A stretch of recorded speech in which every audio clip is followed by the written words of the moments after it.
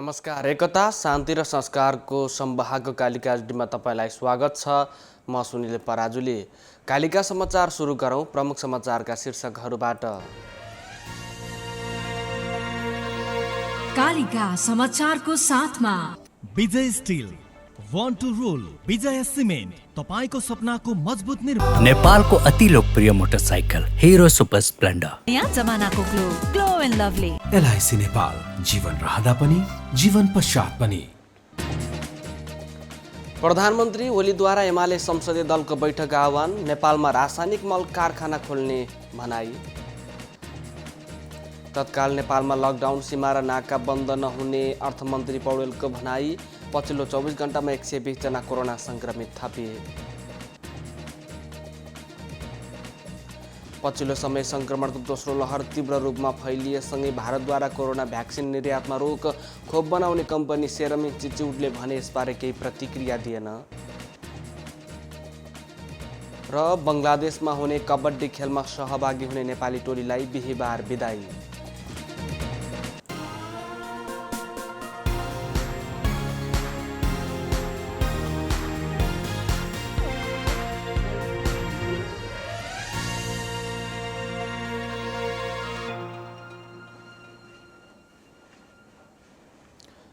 कालिका समाचार सुरु गरौँ राष्ट्रिय समाचारबाट। प्रधानमन्त्री केपी शर्मा ओलीले आफ्नो दल नेकपा एमालेको संसदीय दलको बैठक बोलाउनु भएको छ। शुक्रबार दिउँसो 3 बजे प्रधानमन्त्रीको सरकारी निवास बालुवाटारमा संसदीय दलको बैठक बोलाइएको संसदीय दलका प्रमुख सचेतक विशाल भट्टराईले बताउनु भएको छ। यसअघि बालुवाटारमा आयोजित संसदीय दलको बैठक माधव कुमार नेपाल समूहले बहिष्कार गरेको थियो। प्रधानमन्त्री केपी शर्मा ओलीले नेपालमा रासायनिक मल कारखाना खोल्ने बताउनु भएको छ। बिहीबार पशुजन्य उत्पादनमा मुलुक आत्मनिर्भर भएको घोषणा गर्दै प्रधानमन्त्री ओलीले अब नेपालमा मल कारखाना पनि खोल्ने बताउनु भएको हो। विद्युतबाट सञ्चालन हुने मल कारखाना खोल्ने सम्बन्धमा छलफल भइरहेको उहाँले बताउनु भएको छ। कृषि मन्त्रालयले मल उत्पादनको लागि किसानहरूलाई तालिम दिन जरुरी रहेको पनि बताउनुभयो। पशुपक्षीजन्य उत्पादनमा मुलुक आत्मनिर्भर भएको घोषणा हुँदा देशलाई अगाडि बढाउन सफल भएको जिकिर पनि गर्नुभयो। हरेक दिन नयाँ उपलब्धि हासिल गर्दै नयाँ उचाइ लिएर अगाडि बढिरहेको पनि प्रधानमन्त्री ओलीको भनाइ छ। नेकपाका एमाले वरिष्ठ नेता माधव कुमार नेपाल सहित 4 नेताले छुट्टा छुट्टै स्पष्टीकरण बुझाउने हुनुभएको छ। चैत्र 7 गते प्रधानमन्त्री केपी शर्मा ओलीको निवास बालुवाटारमा बसेको केन्द्रीय कमिटी बैठकले नेता नेपाल, उपाध्यक्ष भीम राहुल, उपमहासचिव घनश्याम भुसाल र स्थायी कमिटी सदस्य सुरेन्द्र पाण्डेसँग स्पष्टीकरण सोध्ने निर्णय गरेको थियो।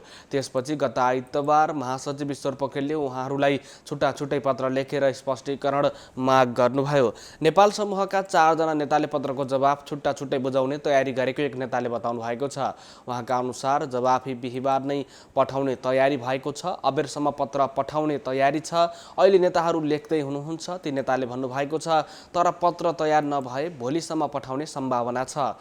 जवाफसँगै नेपाल सहितका नेताहरूले ओलीसँग पनि प्रश्न गर्ने तयारी रहेको छ। स्पष्टीकरण माग गरेको पत्र पाएपछि मङ्गलबार नेपाल समूहका स्थायी कमिटीका केही नेताहरू दिनभर छलफलमा बसेका थिए। शुक्रबार नेपाल समूहले उपलब्ध केन्द्रीय सदस्यहरूको छलफल राखेको छ। गृहमन्त्री रामबहादुर थापा बादलले कैलालीको टिकापुर घटनाको सम्बन्धमा वार्ता टोली गठन गरी संवादमा आउन आन्दोलनरत पक्षहरूलाई आग्रह गर्नुभएको छ। थारू कल्याणकारी सभा र थरुहट थारुवान संयुक्त सङ्घर्ष समितिले आह्वानमा केही दिनदेखि माइती घर मण्डलामा जारी धरना कार्यक्रममा बसेका थारू अगुवाहरूलाई भेट्न बिहीबार पुग्नुभएका गृहमन्त्री थापाले सरकार र सङ्घर्ष समितिबाट वार्ता टोली गठन गरी समस्या समाधान गर्नुपर्ने बताउनु भएको हो। त्यसको लागि सरकारले छिट्टै वार्ता टोली गठन गर्ने र सङ्घर्ष समितिबाट पनि धर्नालाई रोकेर वार्ता टोली बनाएर आउन आग्रह गर्नुभयो। उहाँले आजैको मन्त्री परिषदको बैठकमा कुरा राखेर वार्ता टोली गठन गरी निष्कर्षमा पुर्याउने प्रतिबद्धता समेत जनाउनु भएको छ। उहाँले टिकापुर घटनाको कतिपय विषयहरू राजनैतिक रूपले हल गर्न सकिने र कतिपय कानुनी तथा प्रशासनिक रूपबाट हल गर्न सकिने बताउनु भएको छ। पूर्व सांसद रुकमणि चौधरीले धरनाको 5औं दिनमा गृहमन्त्री आफै आएर मागहरूको सम्बन्धमा बुझ्नु सकारात्मक भएको बताउनु भएको छ। उहाँले टिकापुर घटना राजनीतिक प्रकृतिको भएकोले राजनीतिक सहमतिको माध्यमबाट समाधान गर्नुपर्ने, रेशमलाल चौधरी, लक्ष्मण थारू लगायतमाथि लगाइएको मुद्दा फिर्ता हुनुपर्ने लगायत 19 बुँदे माग राखिएको बताउनुभयो। उहाँले थारू कल्याणकारी सभा र थरुहट थारूवान संयुक्त सङ्घर्ष समितिको नाउँमा लिखित रूपमा नेपाल सरकारले पत्रचार गरेमा मात्रै वार्ता टोली गठन गरी संवादमा जाने बताउनु भएको छ। थारू अगुवाहरूले 2072 सालमा भएको टिकापुर घटनामा फौजदारी मुद्दा लागेकाहरूको मुद्दा फिर्ता र दोषी ठहर भई जेलमा रहेकाहरूको रिहाईको माग गर्दै आइतबारदेखि माइती घर मण्डलामा धरना दिएका हुन्। अर्थमन्त्री विष्णुप्रसाद पौडेलले कोरोना भाइरस कोभिड-19 को दोस्रो लहरको जोखिम बढे पनि सरकार लकडाउन गर्ने वा सीमा नाका बन्द गर्ने सोचमा नभएको बताउनु भएको छ। अर्थमन्त्री पौडेलले यस्तो बताउनु भएको हो। यद्यपि स्वास्थ्य सुरक्षाका मापदण्डलाई भने कडाइका साथ पालना गराउने उहाँको भनाइ छ। लकडाउनको चर्चा बजारमा चलिरहेको प्रसङ्गमा उहाँले अहिले त्यस्तो गतिविधि उपयुक्त नहुने बताउनु भएको छ। सरकार बजेटको तयारीमा जुटेको जानकारी गराउँदै उहाँले आगामी बजेट कोभिड-19बाट प्रभावित अर्थतन्त्रको पुनरुत्थान, रोजगारी सिर्जनामा केन्द्रित हुने समेत बताउनुभयो। कोरोना खोप खरिद गर्न सरकार रकमको अभाव नहुने उहाँको भनाइ छ। नेपाली काङ्ग्रेसको महाधिवेशन कार्यतालिका फेरि हेरफेर हुने भएको छ। पूर्व निर्धारित कार्यतालिका अनुसार काम सम्पन्न नभएपछि कार्यतालिका संशोधन गर्न काङ्ग्रेस केन्द्रीय समिति बैठक चैत्र 20 गतेको लागि बोलाइएको छ। काङ्ग्रेसको महाधिवेशन आगामी भदौ 7 गतेदेखि 10 गतेसम्म काठमाडौँमा हुँदैछ। निर्धारित कार्यतालिका अनुसार चैत्र 10 गतेसम्म जिल्ला र क्षेत्रीय कार्य समितिले नयाँ र नवीकरण भएका क्रियाशील सदस्यको सूची केन्द्रमा बुझाइसक्नुपर्ने थियो। हालसम्म 69 जिल्लाबाट क्रियाशील सदस्यता काङ्ग्रेसको सफ्टवेयरमा हाल्ने क्रम सुरु भएको छ। सबै जिल्लाले क्रियाशील सदस्यको सूची सफ्टवेयरमा इन्ट्री गर्न समय लाग्ने भएपछि कार्यतालिका हेरफेर गर्न लागि हो। नेपाली काङ्ग्रेसका नेता प्रकाशमान सिंहले माओवादी केन्द्रले समर्थन फिर्ता लिएपछि मात्र नयाँ सरकार गठनको खेल सुरु हुने बताउनु भएको छ। विराटनगरमा सञ्चारकर्मीहरूसँग कुरा गर्दै नेता सिंहले माओवादीले समर्थन गर्दासम्म यो सरकार बहुमतकै रहने बताउनुभयो। उहाँले भन्नुभएको छ, बहुमत बाँकी नै छ भने 63 सिट जितेको काङ्ग्रेसले कसरी अविश्वासको प्रस्ताव राख्ने, माओवादी केन्द्रले समर्थन फिर्ता लियो भने सरकारले विश्वासको मत लिनुपर्ने र त्यो बेला कसले कसलाई समर्थन गर्छ भन्ने थाहा हुने बताउनु भएको छ। काङ्ग्रेस नेता सिंहले भन्नुभएको छ, माओवादीले समर्थन फिर्ता लिएपछि न खेल सुरु हुन्छ। प्रधानमन्त्री केपी शर्मा ओलीलाई सत्तामा बस्ने नैतिक अधिकार नभएको समेत उहाँले बताउनुभयो। पर्यटकीय तथा पुरातात्विक महत्त्वको सम्पदाहरूको संरक्षण र सम्वर्धनमा सरकार गम्भीर नभएको सांसदहरूले बताएका छन्। प्रतिनिधि सभाको अन्तर्राष्ट्रिय सम्बन्ध समितिको बिहिबारको बैठकमा बोल्दै सांसदहरूले पुरातात्विक, पर्यटकीय तथा सांस्कृतिक क्षेत्रको संरक्षण र सम्वर्धनमा सरकार गम्भीर नभएको बताएका हुन्। समितिकी सभापति पवित्रा निरौला खरेलले पर्यटकीय क्षेत्रको विकासको सम्बन्धमा सरकारलाई निर्देशन नै दिनुपर्ने आवश्यकता रहेको बताउनु भएको छ। पर्यटकीय क्षेत्रको विकास र संरक्षणको लागि धेरै काम गर्नुपर्ने भन्दै उहाँले सरकारले ठोस नीति र योजना बनाउन सक्नुपर्ने बताउनु भएको छ।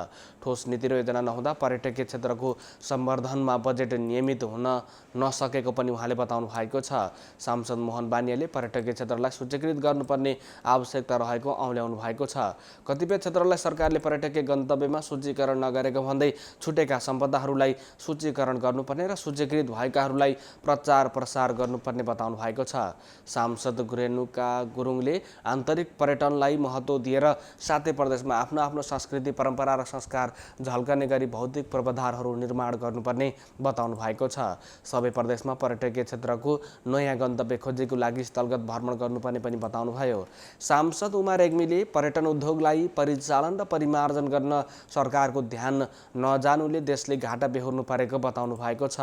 अन्तर्राष्ट्रिय सम्बन्ध समितिले पुरातात्विक तथा सांस्कृतिक सम्पदाहरूको संरक्षण सम्वर्धनमा अध्ययन अवलोकन भ्रमण गरेर सरकारलाई प्रतिवेदन दिने गरेको भए पनि सरकारले हालसम्म कार्यान्वयन नगरेको बताउनुभयो। सांसद सुजिता साकेले पशुपतिनाथ मन्दिर, स्वयम्भू र चाँगुनारायण मन्दिर परिसरमा भूक्षय तथा चोरी हुने गरेको भन्दै भूक्षय रोक्न तथा चोरी सिकारी रोक्न प्राथमिकता दिनुपर्ने बताउनु भएको छ। सांसद दीपक प्रकाश भट्टले पर्यटकीय क्षेत्रको संरक्षणमा केन्द्र प्रदेश र स्थानीय तहबीच समन्वय हुन नसकेको बताउनु भएको छ। पर्यटनको क्षेत्रमा केन्द्रीय नीति नै नरहेको पनि बताउनुभयो। सांसद पुष्पा भुसालले त्रिभुवन अन्तर्राष्ट्रिय विमानस्थलमा बस्ने ट्याक्सी चालकहरूको बेतिथि रहेको भन्दै सरकारले नियमन गर्नुपर्ने बताउनु भएको छ। पर्यटकीय क्षेत्रमा सरकारले गरेको लगानीले मुलुकको अर्थतन्त्रमा कतिको टेवा पुर्याएको छ भन्नेमा ध्यान दिनुपर्ने बताउनुभयो। पर्यटन क्षेत्रमा गरिएको लगानीले रोजगारी कति बढाएको छ र पुँजीको परिचालन कति भएको छ भन्ने बारे खोज्नु पर्नेमा सांसदहरूले जोड दिएका छन्। गृह मन्त्रालयले कोरोना भाइरसको संक्रमण अझै बढ्न सक्ने भन्दै 77वटै जिल्ला कार्यालयहरूलाई क्वारेन्टिन र आइसोलेसन तयारी अवस्थामा राख्न 2 दिन अघि परिपत्र गरेको छ। मन्त्रालयका सहसचिव तथा प्रवक्ता चक्रबहादुर बुढाले सबै प्रशासन कार्यालयमा पत्र पठाएको जानकारी दिनुभएको छ। उहाँका अनुसार स्वास्थ्य मन्त्रालयले कोरोनाको जोखिम बढ्न सक्ने सम्भावना बढेको भन्ने सूचना जारी गरेसँगै गृह मन्त्रालयले सोमबार परिपत्र गरेको हो। बुढाले भन्नुभएको छ, क्वारेन्टिन र आइसोलेसन तयारी अवस्थामा राख्नेसँगै जनस्वास्थ्यका सबै मापदण्ड पालना पनि गर्न भनेका छौँ।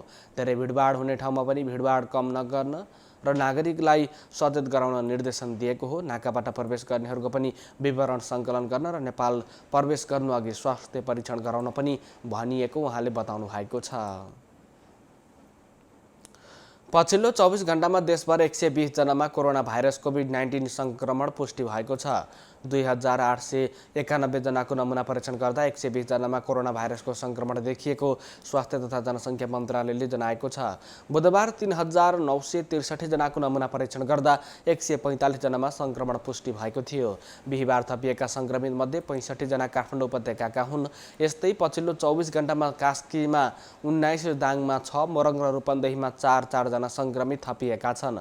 कोरोना संक्रमण बन्न थालेका बेला परीक्षण संख्या भने घटेको छ। नेपालमा कोरोना संक्रमितको कुल संख्या 2,76,509 पुगेको छ। उनीहरूमध्ये थप 85 जनासहित 2,72,272 जना निको भएका छन् भने हालसम्म 3,020 जनाको मृत्यु भएको छ। पछिल्लो 24 घण्टामा कोरोना संक्रमणबाट कसैको पनि मृत्यु भएको छैन। हाल देशभर सक्रिय संक्रमितको संख्या 1,217 रहेको मन्त्रालयले जनाएको छ। हालसम्म 22,51,884 नमुनाको PCR गरिएको छ।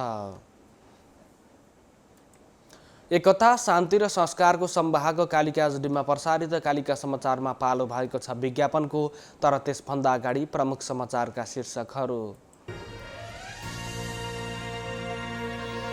कालिका समाचारको साथमा Vijay steel, Want to Rule, Vijay cement, तपाईको सपनाको मजबुत निर्माण। नेपालको अति लोकप्रिय मोटरसाइकल हिरो सुपर स्प्लेन्डर। नयाँ जमानाको glow and lovely. LIC Nepal, जीवन रहँदा पनि जीवन पश्चात पनि।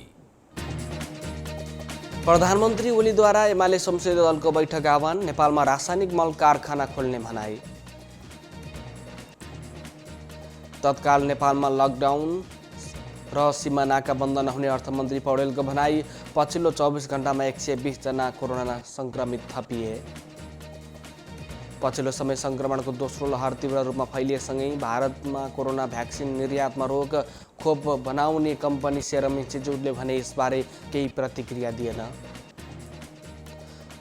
र बङ्गलादेशमा हुने कबड्डी खेलमा सहभागी हुने नेपाली टोलीलाई बिहिबार बिदाई।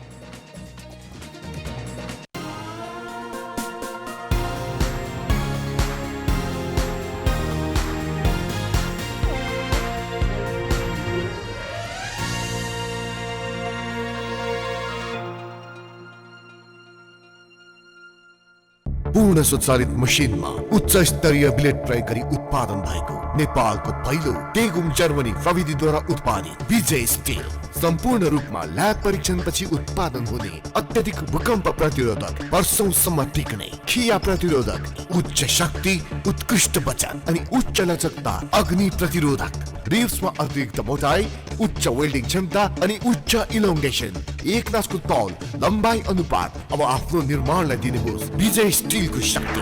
विजय steel FE 500, FE 500D। Vijay steel, burn to rule. मेरो हिरो हिरो कति प्यारो अरू पनि होला राम्रो तर पनि मेरै हिरो प्यारो पहाड हेर ओहो तर कति सुन्दर हाम्रो बाधा भने कति हो त्यसैले हिरो सुपर स्प्लेन्डर नै प्यारो घाम लागे हुन्छ धुलो पानी परे हिलो मैलो त्यसैले त हिरो सुपर स्प्लेन्डर नै प्यारो सबैलाई सुहाउँदो सुपर स्प्लेन्डर नै प्यारो नेपालको अति लोकप्रिय मोटरसाइकल हिरो सुपर स्प्लेन्डर। सुनिश्चित भविष्य, उच्च प्रतिफल र सुखी परिवार निर्माणका लागि एलआइसी नेपालमा जीवन बिमा गरौँ। एलआइसी नेपाल, जीवन रहँदा पनि जीवन पश्चात पनि।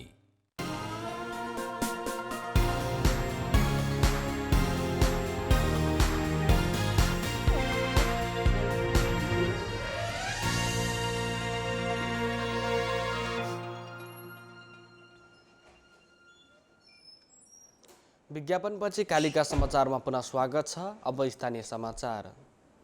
चितवन मेडिकल कलेजमा राजधानी काठमाडौँ बाहिर पहिलोपटक कलेजको सफल प्रत्यारोपण गरिएको छ। कलेजले बिहिबार बिहान भरतपुरमा पत्रकार सम्मेलन गरी भरतपुर महानगरपालिका वडा नम्बर 10 निवासी 54 वर्षकी धनकुमारी लामामा कलेजको सफल प्रत्यारोपण गरिएको जनाएको छ। कलेजका अनुसार लामाकी 34 वर्षीय छोरी उषा तामाङले प्रत्यारोपणको लागि आमालाई कलेजो दिएकी हुन्। भरतपुर घर भई पनि लामाको परिवार काठमाडौँ बस्दै आएको थियो। कलेजका विशेषज्ञ चिकित्सकहरू doctor Sanjay Yadav, doctor Ekanand Singh, doctor Kiran Adhikari, doctor Varun Shrestha, doctor Sagar Paudel, doctor Naveen Yadav, doctor Suresh Gautam, doctor Bigyan Paudel, staff nurse Anju Thapa, Srishti Yadav र Salina Tiwari, Sumi Karki, Asmita Thapa, Pushpa Thapa Magar, biomedical engineer Prakash Khatiwada, Apollo अस्पतालका doctor Niraj Goyal, doctor Arun Kumar, doctor Sanjeev Aneja लगायतको टिमले गत चैत्र 8 गते 12 घण्टा लगाएर सफल प्रत्यारोपण गरेको हो। खैरेनी नगर नेपाल विद्यार्थी सङ्घको सभापतिमा अमृत आचार्य निर्वाचित हुनुभएको छ। आज भएको नेपाल तरुण दल, नेवी सङ्घ र नेपाली काङ्ग्रेसको भेलाले आचार्यलाई सर्वसम्मत रूपमा जिम्मेवारी प्रदान गरिएको नेवी सङ्घ चितवन क्षेत्र नम्बर 1 का क्षेत्रीय सभापति सुदीप ओलीले जानकारी दिनुभएको छ। खैरेनी नगर नेपाल विद्यार्थी सङ्घको तदर्थ समितिमा आचार्यको सभापतित्वमा 13 कार्य समिति गठन भएको हो, जसको सदस्यहरूमा जानुका धमला, राजीव पाठक, निश्चल तिवारी, सुभाष कार्की, नवीन भण्डारी, नेत्रमणि सेडाई, समुद्र बस्ताकोटी, लक्ष्मी तामाङ, शेरबहादुर विक, जिरकुल अन्सारी, अभिषेक बुर्लाकोटी र सुरक्षा महतो रहनु भएको छ। नयाँ कार्य समितिले आजै शपथ ग्रहण गरेको नेपाल तरुण दल क्षेत्र नम्बर 1 का सभापति प्रज्वल दवाडीले जानकारी दिनुभयो। शपथ ग्रहण गर्दै नवनिर्वाचित सभापति आचार्यले विद्यार्थीको हकहितको लागि काम गर्ने, राष्ट्रिय राजनीतिको लागि जनतालाई सुसूचित गर्ने, पार्टीको विधान अनुसार चल्ने प्रतिबद्धता जनाउनु भएको छ। कालिका समाचारमा अब अर्थ समाचार।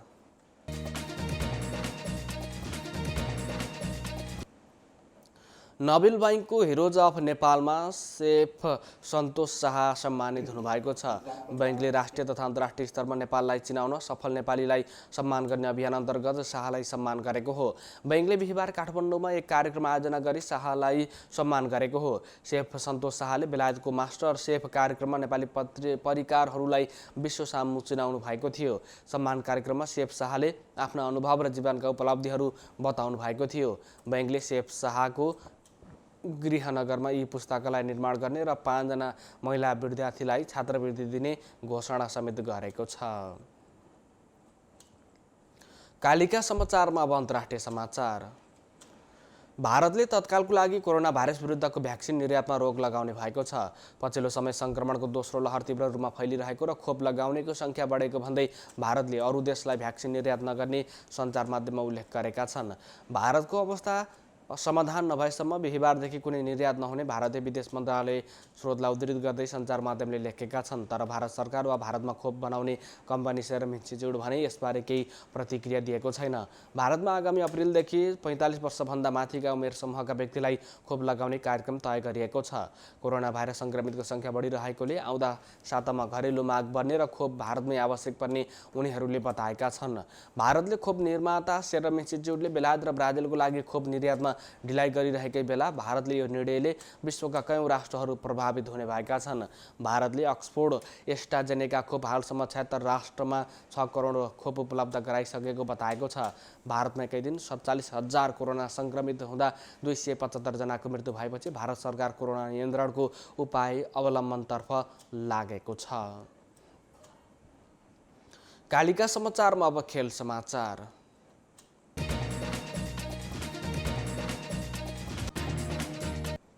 बङ्गलादेशमा आयोजना हुने बङ्गबन्धु कप अन्तर्राष्ट्रिय कबड्डी प्रतियोगितामा 2021 प्रतिस्पर्धा गर्न जाने नेपाली कबड्डी टोलीलाई बिहिबार बिदाई गरिएको छ।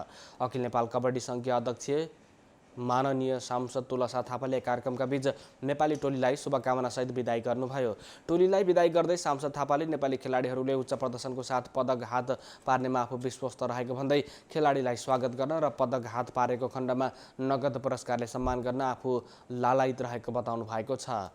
मार्च 28 देखि सञ्चालन हुने प्रतियोगितामा नेपाली सहित आयोजक बङ्गलादेशका 2 टोली, पोल्यान्ड, केन्या र श्रीलङ्का गरी 6 टिमको सहभागिता रहने नेपाली टोली नेता सङ्घका उपाध्यक्ष वीरेन्द्र यादवले जानकारी गराउनु भएको छ। यस्तै खेलाडीहरूमा लालमोहर यादव, प्रवीण खड्का, रञ्जित गजमेर, रामु टमाटा, विनोद तामाङ, प्रदीप मिजार, कुमार लामा, कल्याण भुजेल लगायत हुनुहुन्छ। टोली आजै त्यसतर्फ प्रस्थान गरेको छ। एकता, शान्ति र संस्कारको संवाहक कालिका एचडीमा प्रसारित कालिका समाचारको अन्त्यमा प्रमुख समाचारका शीर्षकहरू पुनः एकपटक। कालिका समाचारको साथमा Vijay still, one two role, विजय सिमेन्ट, तपाईको सपनाको मजबुत निर्माण। नेपालको अति लोकप्रिय मोटरसाइकल हिरो सुपर स्प्लेन्डर। नयाँ जमानाको glow and lovely. LIC Nepal, जीवन रहँदा पनि जीवन पश्चात पनि। प्रधानमन्त्री ओलीद्वारा एमाले संसदीय दलको बैठक आह्वान। नेपालमा रासायनिक मल कारखाना खोल्ने ओलीको भनाई। तत्काल नेपालमा लकडाउन, सीमा र नाकाबन्द नहुने अर्थमन्त्री पौडेलको भनाई। पछिल्लो 24 घण्टामा 120 जना कोरोना सङ्क्रमित थपिए। पछिल्लो समय सङ्क्रमणको दोस्रो लहर तीव्र रूपमा फैलिएसँगै भारतद्वारा कोरोना भ्याक्सिन निर्यातमा रोक। खोप बनाउने कम्पनी सेरम इन्स्टिच्युटले भने यसबारे केही प्रतिक्रिया दिएन। र बङ्गलादेशमा हुने कबड्डी खेलमा सहभागी हुने नेपाली टोलीलाई बिहिबार बिदाई।